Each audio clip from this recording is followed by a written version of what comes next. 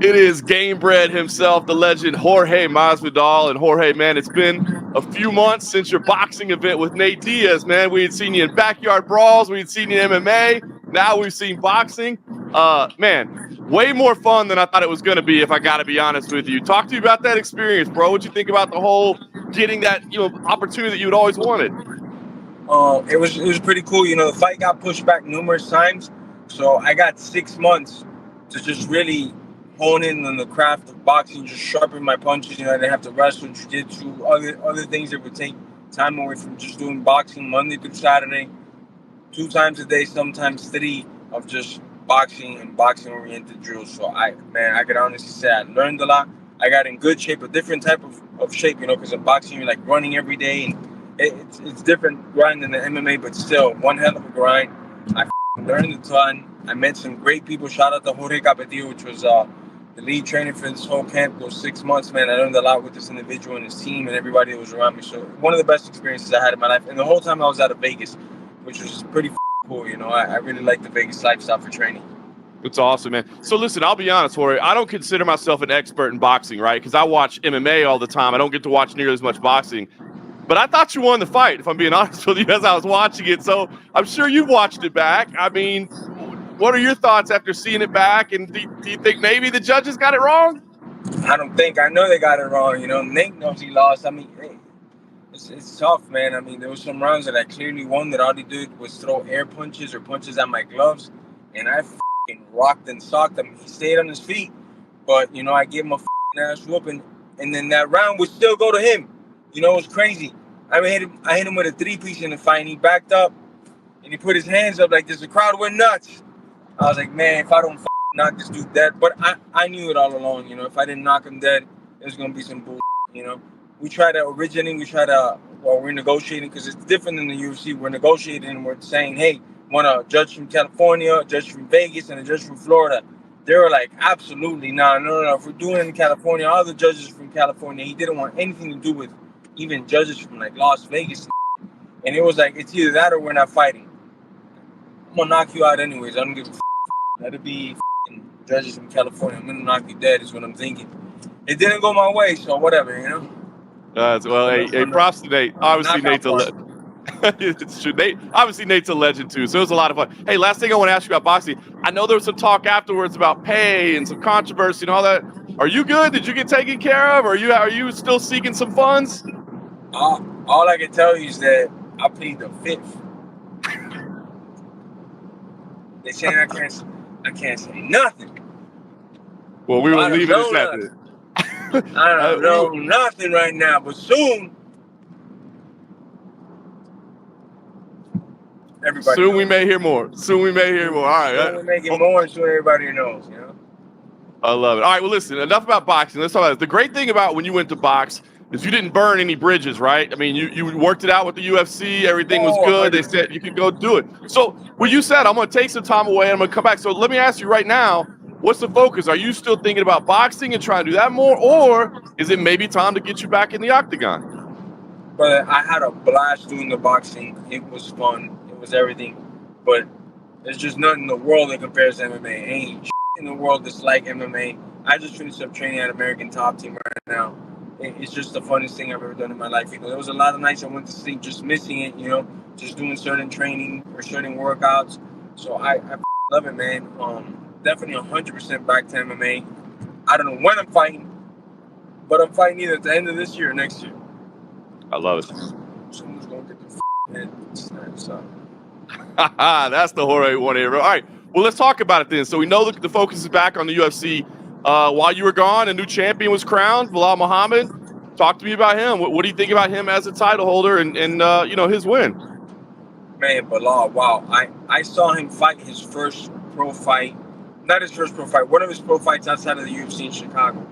And I didn't think anything great at the time. I was like, he's not a good athlete, like the best athlete. And it wasn't like he had the craziest skill sets at that time, So when I saw him fight live, I said, he's a good fighter. He's tough as nails.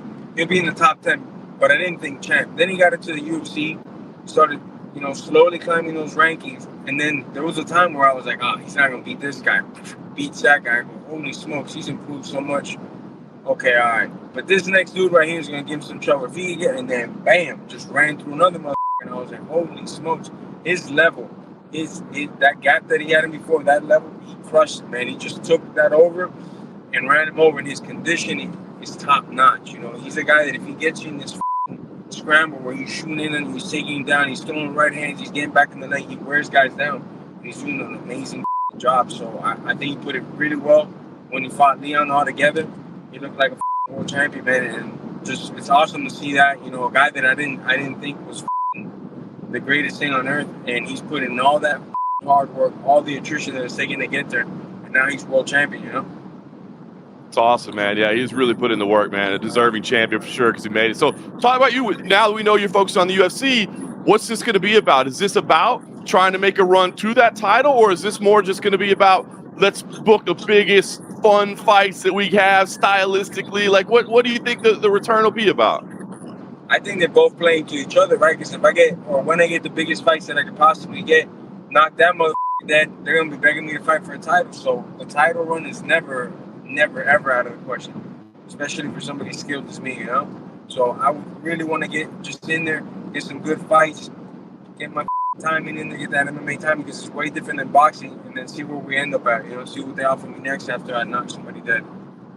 I love it. Let's talk about the options, right? One of the things that we always talked about with you was Conor McGregor. He seems to be tied up with Michael Chandler, but what do you make of this whole situation? He's, waiting and pushing it back, and Chandler says, I'm not letting this guy go. What's your take on this? My take on it is I can swoop right in. I can knock Chandler's ass out, knock him dead on the mat, grab that microphone, call out that's Conor, but he'll never fight me, so why even waste my time, bro? He won't even fight Chandler, bro. So I don't know. I know what Conor's is. I don't think he's ever gonna fight, But Chandler's just gonna sit around waiting and stuff. I mean, we could fight. I can knock you out, and then you can still wait for Conor. What's the point? You can still wait for him all you want. But as far as me, I just want to get in there and reach this heat, man. See what they can line me up with. That'd be a great. Hey, let me throw another name out there to you. Nick Diaz, right? I mean, he seems to be making a comeback. There was that Vicente Luque matchup. You and Nate are 1-1, but I don't know if Nate's doing UFC right now or boxing. So what do you think, man? Maybe you take the brother, you and Nick Diaz? Oh, brother, I would f***ing love. First, I got no ill will towards Nick, but just because his brother got that robbery over me in California, I wouldn't mind unleashing all my anger on Nick's face, with some elbows, some knees. I would love the Nick Diaz fight. I don't know if they take it. I don't know what the deal is with the Luque fight. I thought that fight was going to happen now, like in summer. I don't know if it's rescheduled. Well, I don't know anything. So I don't know if Nick is is fighting or not. I don't know. But if he is, I'd love to pummel him to death. I mean, no disrespect to Vicente Luque, but I'm talking about you and Nick, two legends of the game. What fight fan wouldn't want to see you two guys go at it? I mean, I'd be 100% in, I don't know if Vicente got hurt or Nick got. I don't even know what's going on. This is not even trying to take someone's fight, but I would execute Nick. Plus, I really don't like the taste I got in my mouth losing that fight to Nate when I beat the living brakes off him. I hit him with everything and the kitchen sink, so I'm not bothered, Supposedly, Nick had some travel issues, and that's the only reason he got canceled. But I don't think they look too kindly on marijuana over there in Saudi Arabia. I don't know if that played a factor at all. Smart man, John Moore. All right, well, listen, a lot of options for you. I look forward to see what happens. Hey, I got to ask you one thing real quick outside of your career. Kayla Harrison, Amanda Nunes.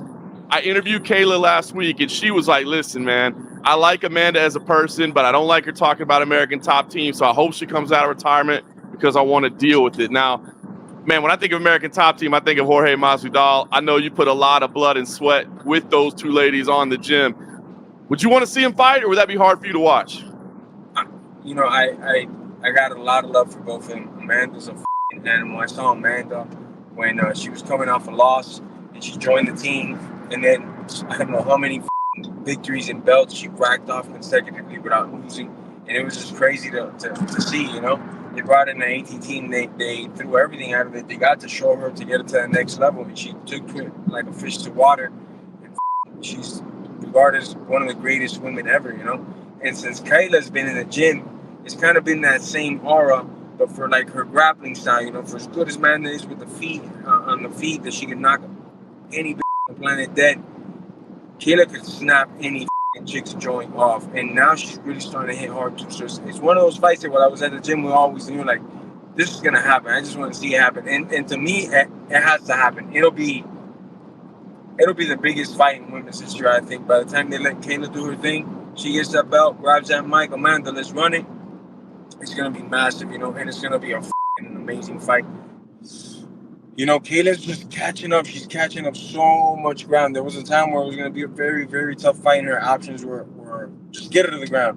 Little by little, she's starting to get really, really efficient at fighting and delivering a lot of power while mixing it up with her takedowns. And that's when she becomes a nightmare. When you don't know if she's punching or level changing to harness some power and hit you with a Hadouken to the face, because she hits hard. Another thing about Kayla I could say, because I've seen it, I've always been around the gym. I grew up in my gym, and I've always seen high-level girls, whether it be wrestling, jiu-jitsu, whatever. You name the discipline, the sport, I've seen them come in the gym, and usually they roll with girls, you know, and here and there they'll put them with like a guy, but the guy's like scrub shit. Like most dudes that they, you know, just can't fight, just can't grapple. Kayla be grabbing up, not you know, like the bigger dudes, but like 125ers or 135ers.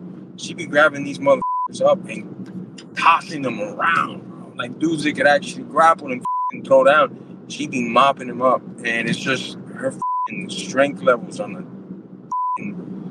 a different league, man. You know, she gets somebody down, and it's just a problem. And these other poor girls that never felt this white gorilla get on them, it's a nightmare, bro. I don't see anybody stopping her on this title run, man. I really don't.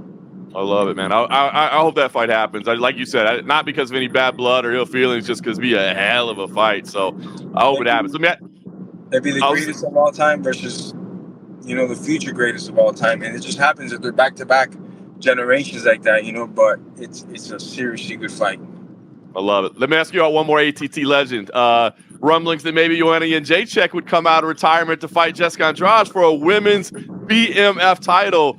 Man, I can't think of two better women to compete for a BMF belt for women. What do you think about that idea? Joanna's a beast. Joanna's always in shape somehow, some way, you know. She'll come in here and within like 2 weeks get in shape to go 5 rounds. So she's just a phone call away from putting on a hell of a show, man. I'm a huge Joanna fan. I mean, you know, it's funny because all these legends you mentioned train at ATT, it's like we got the greatest women's program ever assembled, ever. There's not even question, ever assembled, you know? So, that'd be another great fight. Obviously, I think Joanna's going to mop the floor with it. She'll bring that BMF belt back for us. So, I would love it, man. Yeah, to buy a whole new trophy case. Y'all got so many belts in those cases up there. It's ridiculous. Yep. And it's not just UFC, it's worldwide, brother. We do it every organization, every show. It's just a testament to the coaching staff, to the facility, and we've also one of the longest running teams in the game. You know, it's not just by chance, because when we first started, we were constantly coming up short, constantly. We had guys in big shows and big fights, but we didn't have that recipe yet. Dan Lambert switched this up, switched that up, put this guy here, that guy there, took off. I love it, man. I'm always amazed every time I'm in that facility. All right, last thing I want to ask you, Jorge. Man, fighter, entrepreneur. Now you're an author as well. Born to Fight is the book. It's a memoir that was just recently released, talking about, you know, coming up from being bullied as a kid to now being a combat sports superstar. So I guess just what inspired you to write a book, and why do you think people should pick this thing up? You know, when they first came to me with the proposition, I was like, nah, man, I'm okay, bro. I'm gonna be snitching on myself. This is crazy. You know, there's a lot of stuff, you know, that doesn't need to be said. But close family of mine talked to me. Good friends of mine talked to me. They're like, hey, man, you got a story that you need to say it, not because it's cool or anything like that. You're gonna get clout off it, but because you could inspire another motherfucker just like yourself. Another motherfucker that's out there like, oh, man, I need to do this, what I gotta do. Boom, you can get that person. Some lost soul out there that has that potential. You need to just put your life out there and let other motherfuckers read it. Because there's a lot of books that changed my life, you know. The Roberto Duran book, the Pulver book, those books really like, wow. You know, these dudes were going through some and they were able to get it done. And it was just fuel and fire. And I don't know how many times I've read Duran's book and Jens Pulver's book, you know? So it was just like, it's a good blueprint to get yourself out of some shit. And there's a lot of motherfuckers that can hear that, I'm sure. That's awesome, man. I look forward to checking it out, man. I'm anxious to read it, man. I know you got a great story. Well, look, Jorge, I enjoyed your boxing match. I did. You looked amazing. I thought it was fun, but I'm ready to see you get back involved in MMA. So it sounds like you said, hey, you're willing to go by the end of the year if you can, or early next year at the latest. Dude, and there was gonna be some more boxing matches, but some motherfuckers started acting like hoes, and they didn't want it. I guess you seen that heat I brought the Nate, and they were like, nah, I don't. You know what? Next year, this time, bro. I ain't waiting for you, motherfuckers. I'm back to the UFC, man. So let's go. I love it. Jorge, appreciate the time as always. Looking forward to seeing you compete again. We'll wait for the news. We look forward to it. God bless, brother. Thanks for having me on, man.